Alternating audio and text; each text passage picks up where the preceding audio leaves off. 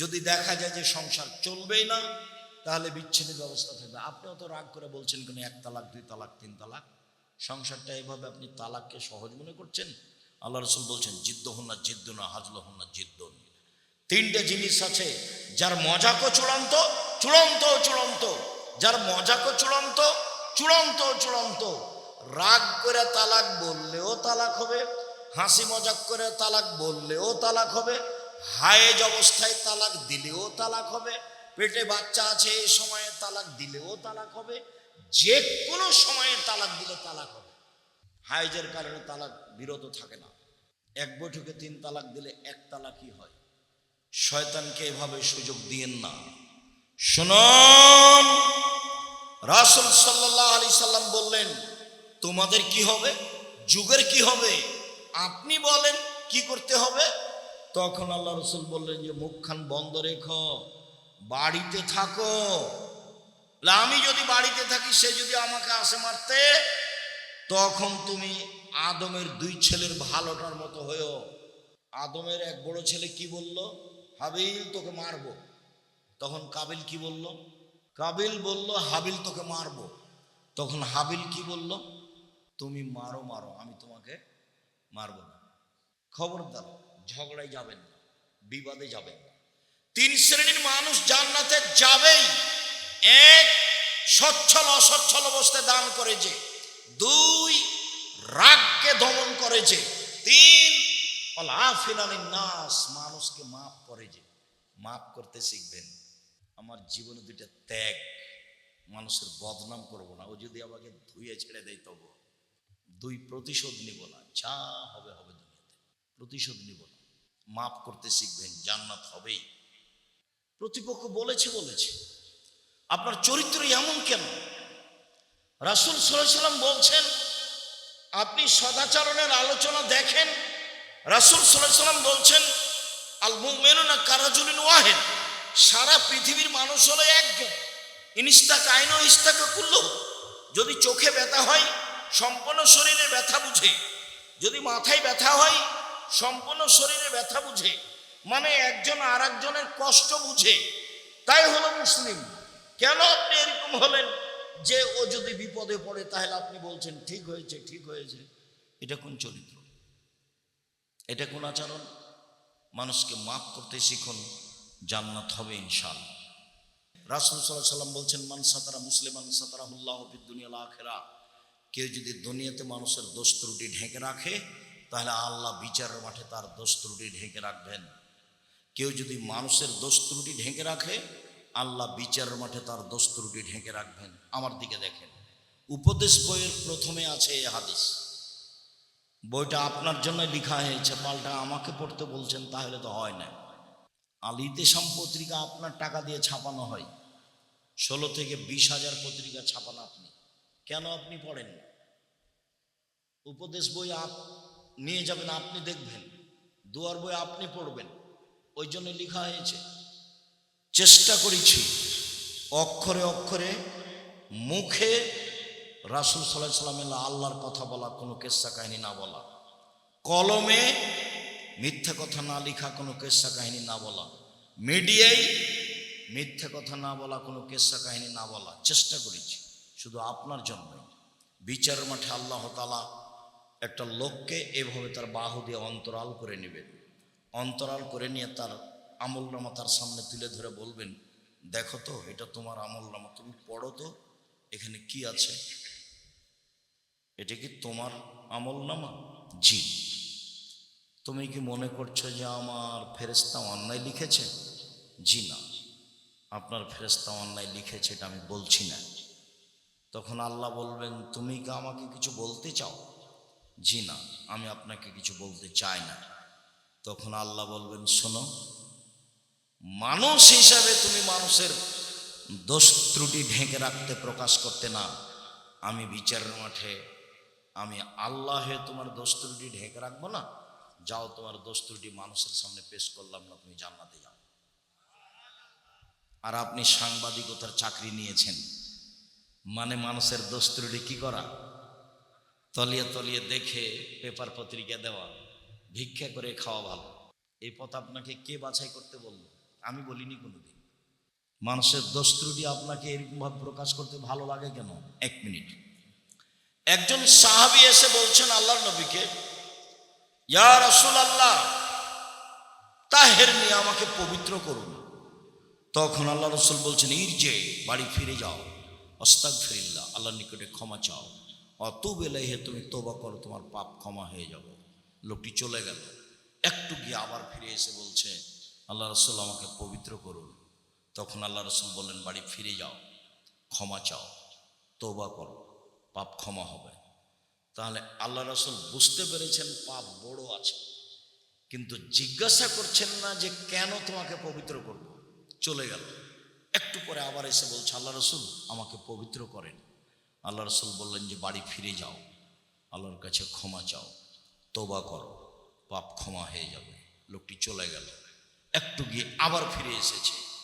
চতুর্থবার যখন ফিরে এসেছে তখন আল্লাহ রাসূল বলছেন, আবিহি জনন, লোকটা কি পাগল? আমি তো চলে যেতে বলছি, যায় না কেন? আমি বলছি চলে যাবে, আল্লাহর কাছে ক্ষমা চাইবে, ক্ষমা হবে ইনশাআল্লাহ, তো যায় না কেন? ও কি পাগল? কালু লাইসা বিমাজনুন, সাহাবীগণ বললেন, জি না, ও তো পাগল নয়, ভালো মানুষ।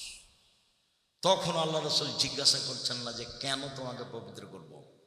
তখন আল্লাহ রাসূল বলছেন, আশারে বা খামরান, ও কি মদ পান করেছে, তাই তার মস্তিষ্ক বিকৃত হয়েছে। আমি যে বলছি চলে যেতে, সে কথা বুঝতে পারে না। সে কি মদ পান করেছে, তাই তার মস্তিষ্ক বিকৃত হয়েছে, আমার কথা বোঝে না। ফাকামা রাজুলুন ফাস্তান কাহাউ, একটা লোক দাঁড়িয়ে মুখে নাক লাগিয়ে মুখটা সঙ্গে দেখে বলছে, আল্লাহ রাসূল মাশারে বা খামরান, ও তো মদ পান করেনি। তখন আল্লাহ রাসূল বলছেন, আজ জানাইতা, তুমি কি জেনা করেছো? তখন লোকটি বলছে, মানুষ বৈধভাবে তার স্ত্রীর সাথে যা করে আমি অবৈধভাবে করেছি, আপনি আমার বিচার করে দেন। বিচার যা হয় তা হলো। আমি আপনাকে বলছি একটু ভালো করে খেয়াল করেন। আল্লাহর নবী মুহাম্মদ সাল্লাল্লাহু আলাইহি সাল্লাম প্রথমবারই তো বলতে পারতেন যে কেন তোমাকে পবিত্র করব। বুঝতে পারছেন না কথা?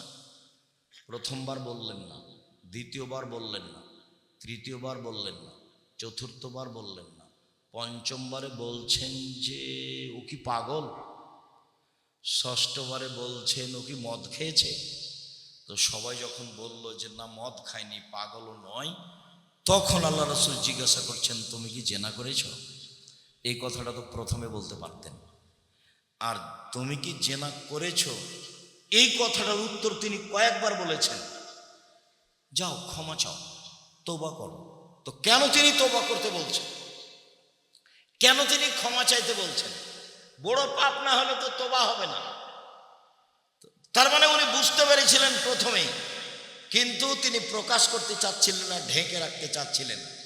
শেষ পর্যন্ত ঢেকে রাখতে পারলেন না, প্রকাশ হয়ে গেল, বিচার হয়ে গেল। এর পরের অংশটা শোনেন। ইনার নাম হচ্ছে মাইজ ইবনে মালিক, বিশিষ্ট সাহাবী। ইনি একটা ধনী মানুষের বাড়িতে কাজ করতেন, তার নাম হুজ্জাল বা হাজ্জাল। ধনী মানুষের স্ত্রীর সাথে ইনি জেনায় লিপ্ত হন কোনো এক সময়। হুজ্জাল আবার তাকে খুব ভালোবাসতেন। হুজ্জাল তাকে বলেছিলেন, মাইজ ইবনে মালিক, জেনা যখন ঘটেই গেছে, তুমি একটু আল্লাহ রাসূলের কাছে যাও, তুমি একটু বলো তো আল্লাহ রাসূলকে তিনি কি বলেন, এই পরিস্থিতিতে তিনি কি বলেন, একটু যাও। মালিকের কথা শুনে হুজ্জাল এখানে এসেছিলেন, মালিকের কথা শুনে মাইজ ইবনে মালিক এখানে এসেছিলেন। এখানে এসে শেষ পর্যন্ত বিচার হয়ে গেল, রক্ষা হলো না। বিচার যখন হয়ে গেল গেল, অনেক দিন পরে আল্লাহ রাসূলের সাথে হুজ্জালের দেখা মুখামুখি। হুজ্জাল রাস্তা দিয়ে আসছেন, আল্লাহ রাসূল যাচ্ছেন। তখন আল্লাহ রাসূল বলছেন, হুজ্জাল লাউ সাতারতা খাবারা মাইজ ইবনে মালিক বিসাবিক লাকুনতা খায়রান কাসীর। ওহ, তুমি যদি মাইজ ইবনে মালিকের ঘটনাটা তোমার কাপড়ে লুকিয়ে রাখতে, তাহলে যে কত ভালো হতো। তুমি কেন আমার কাছে তাকে পাঠালে? তুমি ঘটনাটা লুকিয়ে রাখতে, তুমি কাউকে বলতে না, তুমি বলে দিতে যে তুমি আল্লাহর কাছে ক্ষমা চাও, কাউকে বলো না। যেহেতু কোনো প্রমাণ নেই, প্রমাণ তো 4 জন সাক্ষী লাগবে, না হলে বিচার হবে না। যেহেতু কোনো প্রমাণ নাই, কাছে তুমি আমার কাছে পাঠালে কেন? তুমি কাপড় দিয়ে ঢেকে রাখতে, মানে তুমি চেষ্টা করতে প্রাণপণে দোষ ত্রুটি ঢাকতে। তাহলে আল্লাহ রসুল একজন মানুষের দোষ ত্রুটি ঢাকতে কত চেষ্টা করেছেন, আর আপনি দোকানপাটে বসে মানুষের বদনাম করছেন। তাহাজ্জুদ পড়ে জান্নাত কিনতে চান, হজ করে জান্নাত কিনতে চান, এই হিসাব ত্যাগ করেন, 5 ওয়াক্ত সালাত আদায় করেন, হালাল রুজি উপার্জন করেন, কোরআন তেলাওয়াত করেন, আড্ডা পিটা থেকে বিরত থাকেন, জান্নাত হবে ইনশাআল্লাহ।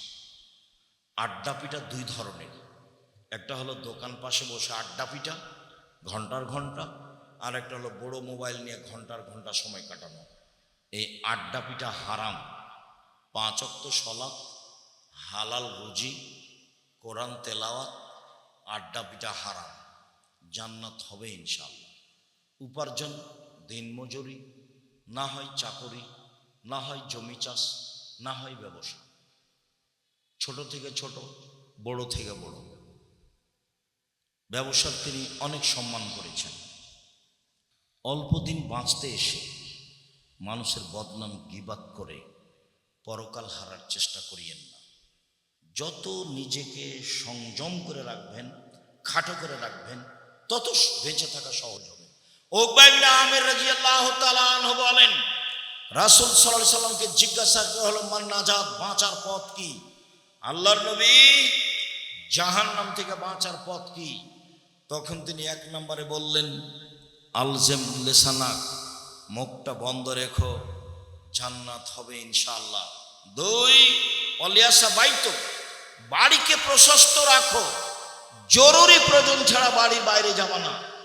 এটা জীবনের চরিত্রের সাথে গড়ে নাও। জরুরি প্রয়োজন ছাড়া বাড়ির বাইরে যাওয়া হবে না। রাত 10টায় ঘুমিয়ে যেতে হবে যে কোনো মূল্যে। সবাই মিলে 5 ওয়াক্ত সালাত আদায় করতে হবে, করতেই হবে। জীবনের সালাতই এমন একটা ইবাদত যা মানুষের সাথে আপোষ করে না। সালাতই একটা ইবাদত যা মানুষের সাথে আপোষ করে না।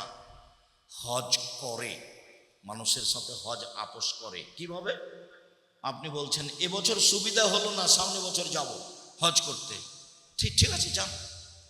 জাকাত আপোষ করে। কিভাবে? এবছরের জাকাত আমি 2 মাস আগেই দিব, দেন। এবছরের জাকাত আমি 20 দিন পরে দিব, দেন। এই যে আপোষ করছে। সিয়াম, রমজানের রোজা, সিয়াম আপোষ করে। কি? শরীরটা আজকে ভালো লাগে না, ছেড়ে দেন, পরে করিয়েন।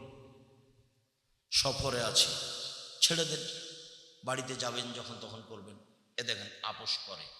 কিন্তু সালাত কোনো আপোষ করে না। নামাজের কোনো আপোষ নেই। অজু করে সালাত আদায় করতে হয়, পানি নেই, তায়াম্মুম করে করবেন। মাটি নেই, অজু তায়াম্মুম ছাড়াই সালাত আদায় করবেন। কেবলার দিকে মুখ করে সালাত আদায় করতে হয়, কেবলা বোঝা যায় না, কেবলা ছাড়াই সালাত আদায় করতে হবে। দাঁড়িয়ে সালাত আদায় করতে হয়, দাঁড়িয়ে থাকা যায় না। বসে থেকে সালাত আদায় করতে হবে, বসে থাকা যায় না। শুয়ে থেকে সালাত আদায় করতে হবে। পরিষ্কার কাপড় পরে সালাত আদায় করতে হয়, পরিষ্কার কাপড় নেই। যেই কাপড়ে পেশাব পায়খানা লেগে আছে সেই কাপড় পরেই সালাত আদায় করতে হবে। পরিষ্কার ও অপরিষ্কার কোনো কাপড়ই নেই, উলঙ্গ অবস্থায় আছেন, এই সময়ও তাকে সালাত আদায় করতে হবে। পৃথিবীতে ভিন্ন ধরনের ব্যতিক্রম বিরল ইবাদত সালাত, যা মানুষের সাথে আপোষ করে না। সালাত আদায় না করলে মানুষ মুসলমান থাকে না। সেই কালে ইমাম আহমদ ইবনে হাম্বল বলেছেন, অলসতা করে 1 ওয়াক্ত নামাজ ছেড়ে দিলে তাকে হত্যা করতে হবে। ইমাম আবু হানিফা রাহিমাহুল্লাহ বলেছেন, অলসতা করে 1 ওয়াক্ত সালাত ছেড়ে দিলে জেলখানায় বন্দি করে পিটিয়ে সালাত আদায় করাতে হবে।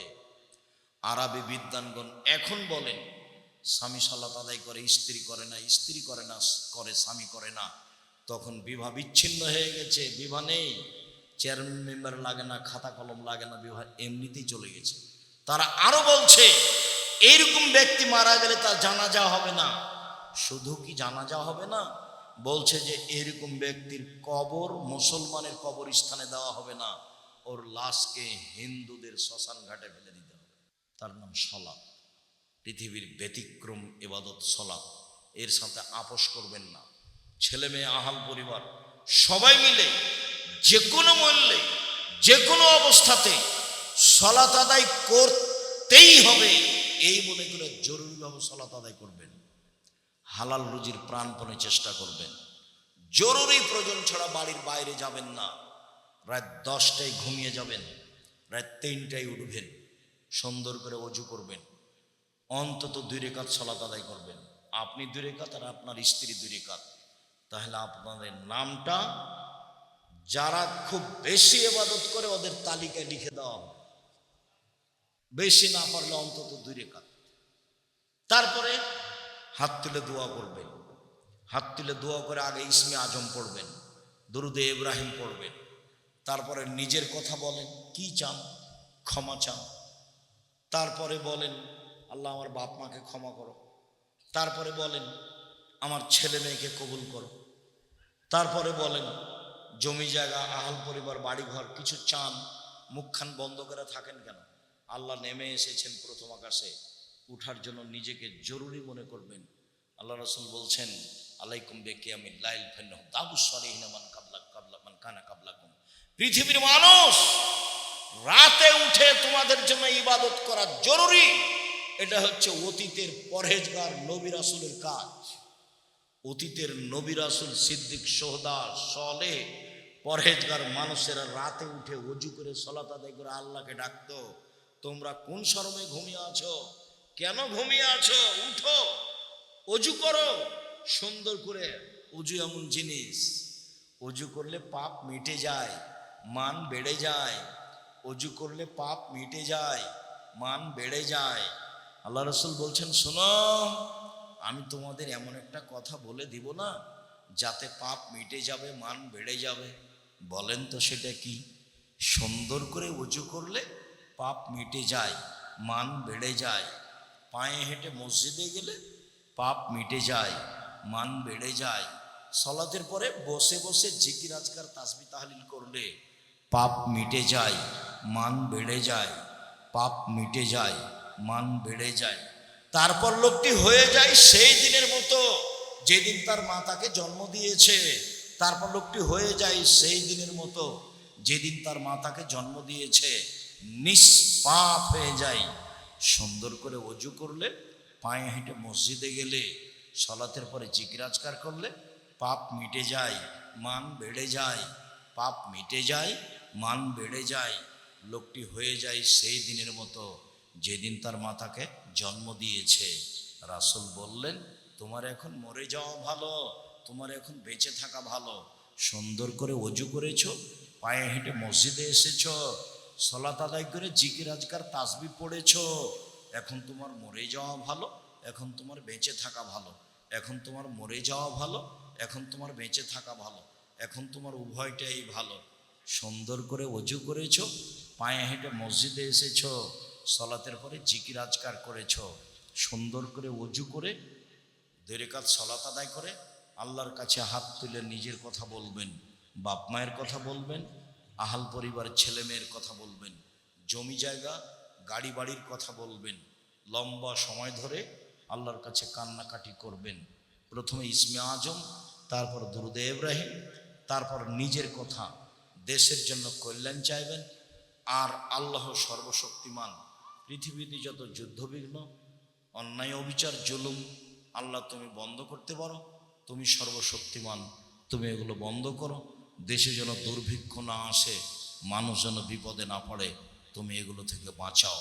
জাতির জন্য, দেশের জন্য, নিজের জন্য আল্লাহর কাছে কিছু চাইতে শিখেন। রাসূল সাল্লাল্লাহু আলাইহি সাল্লাম বললেন, সঙ্গী সাথী বলতে পারো মানুষকে পিছন দিক থেকে ধাক্কা মেরে জাহান্নামে নিক্ষেপ করে কি? সঙ্গী সাথী বলতে পারো মানুষকে পিছন দিক থেকে ধাক্কা মেরে জাহান্নামে নিক্ষেপ করে কি? এই কথা বলতে বলতেই ফাঁকা জালে সানাহু, আল্লাহ রাসূল জিহ্বাটা ধরে নিয়েছেন। দেখো, জিহ্বা মানুষকে পিছন দিক থেকে ধাক্কা মেরে জাহান্নামে নিক্ষেপ করে। সাবধান, মুখ ব্যবহার করবেন না, দোকানপাটে বসবেন না, যারা যেখানে গল্প করছে সেখানে যাবেন না। নিজের মতো চলবেন, নিজের মতো খাবেন, নিজের মতো হালাল রুজি উপার্জন করবেন। কথার শেষে বলি, প্রতিষ্ঠান উপলক্ষেই এই প্রোগ্রাম। আল্লাহ রাসূলের এই কথাটা মনে রাখবেন, আল এহদুলুলিয়া খায়রুম মিন ইয়াদিস সুফলা, দেওয়া হাত ভালো নেওয়া হাতের চেয়ে। দেওয়া হাত ভালো নেওয়া হাতের চেয়ে। জীবনে কোনোদিন মানুষের কাছে চাইবেন না। এই ছেলে, ভুলেও কোনোদিন শ্বশুরের বাড়ির কাছে কিছু চাইবে না, খাটলা চৌকি বাক্স, খবরদার নয়। যা দিয়েছে শ্বশুর সেগুলো ফেরত দিবে আগামীকাল সন্ধ্যা হতে হতে। মোটর সাইকেল, সাইকেল, কাপড় চোপড় সব ফেরত দেবে। আল্লাহ রসুল বলছেন দেওয়া হাত ভালো নেওয়া হাতের চেয়ে। রাসূল সাল্লাল্লাহু আলাইহি সাল্লাম বলেন প্রত্যেক দিন আকাশ থেকে দুইজন ফেরেশতা নেমে আসেন। একজন বলেন, এই ছেলেরা তোমরা একটু ভিতরে আসো, আমার এই কথাটা একটু খেয়াল করবেন। রাসূল সাল্লাল্লাহু আলাইহি সাল্লাম বলছেন প্রত্যেক দিন সকালে দুজন ফেরেশতা নেমে আসে। একজন বলেন, আল্লাহ যে যতটুকু দিল তুমি তার ততটুকু পূর্ণ করে দাও, যে যতটুকু দিল না তুমি তার ততটুকু ধ্বংস করে দাও। আমি আপনাদেরকে রাসূল সাল্লাল্লাহু আলাইহি সাল্লামের এই কথাটা বলে উৎসাহিত করতে চাচ্ছি যে ইবাদতের জগতে সবচেয়ে শক্তিশালী, ক্ষমতাধর, পাওয়ারফুল ভিন্ন ধরনের ইবাদত হলো দান, যে একটা থেকে আর একটা ঘটাতে পারে। দানই একটা ইবাদত যে আপনার বালা মুসিবত, বিপদ আপদ, সমস্যা সব দূর করতে পারে, অন্য কোনো ইবাদত পারে না। দানই একটা ইবাদত যে কবরের শাস্তিকে বন্ধ করে দিতে পারে। হজ পারে না, জাকাত পারে না, সিয়াম পারে না, তাসবিহ তাহলিল জিকির আজকার পারে না। দানই একটা ইবাদত মরা মানুষের পাপকে মিটিয়ে দিতে পারে। একজন সাহাবী এসে বলছেন, আল্লাহর নবী, আমার আব্বা মারা গেছেন, জমি জায়গা অর্থ সম্পদ ছেড়ে গেছেন, আমি যদি আমার আব্বার নামে দান করি তাহলে আমার আব্বার পাপ মিটে যাবে কি? পাপের কথাটা এসেছে, পাপ মিটে যাবে কি? তখন আল্লাহ রসুল বললেন, হ্যাঁ, তোমার আব্বার পাপ মিটে যাবে। আল্লাহর নবীও বললেন না যে ছোট পাপ না বড় পাপ, সাহাবীও জিজ্ঞাসা করেননি যে ছোট পাপ না বড় পাপ। সাহাবী এসে বলেছেন যে আমার আব্বা মারা গেছেন, জমি জায়গা ছেড়ে গেছেন, আমাকে কিছু বলেননি, আমি যদি আমার আব্বার নামে দান করি তাহলে আমার আব্বার পাপ মিটে যাবে কি? বলে হ্যাঁ, সব পাপ মিটে যাবে। দান এমন একটা জিনিস, আল্লাহ রাসূল বলছেন ইন্না সাদকাতা তুতফিউল খাতিয়াতা কামা ইতফিউন নারুন নার। দান মানুষের পাপকে মিটিয়ে দিতে পারে ওইভাবে পানি যেমন আগুনকে নিভিয়ে দিতে পারে। দান বিচারের মাঠে ছায়া হিসেবে আসবে। আপনাদের সামনে ছেলেরা আসছে, যে আসুক না কেন কেউ বঞ্চিত থাকবেন না ওই হাদিসটার প্রতি আমল করাতে। দেওয়া হাত ভালো নেওয়া হাতের চেয়ে। 10 টাকা হোক, 500 টাকা হোক, 100 টাকা হোক, যারা আমরা স্টেজে আছি আমরাও বঞ্চিত থাকব না, আমরাও অংশগ্রহণ করব, কম হোক আর বেশি হোক। আমি সকল দিনই ভাই বোনকে প্রতিষ্ঠান উপলক্ষে কম থেকে কম, বেশি থেকে বেশি দান করার জন্য আন্তরিকভাবে অনুরোধ জানাচ্ছি। আর নিজেকে বঞ্চিত রাখবেন না। যদি 10টা টাকাও না থাকে কারো কাছে নেবেন, নিয়ে অংশগ্রহণ করবেন। কেননা আপনি অংশগ্রহণ না করলে যেই পরিমাণ অংশগ্রহণ করতে পারতেন করলেন না, সেই পরিমাণ ধ্বংস হবেই, এটা কাউকে বলা লাগবে না। সেই পরিমাণ আপনার ক্ষতি হবেই।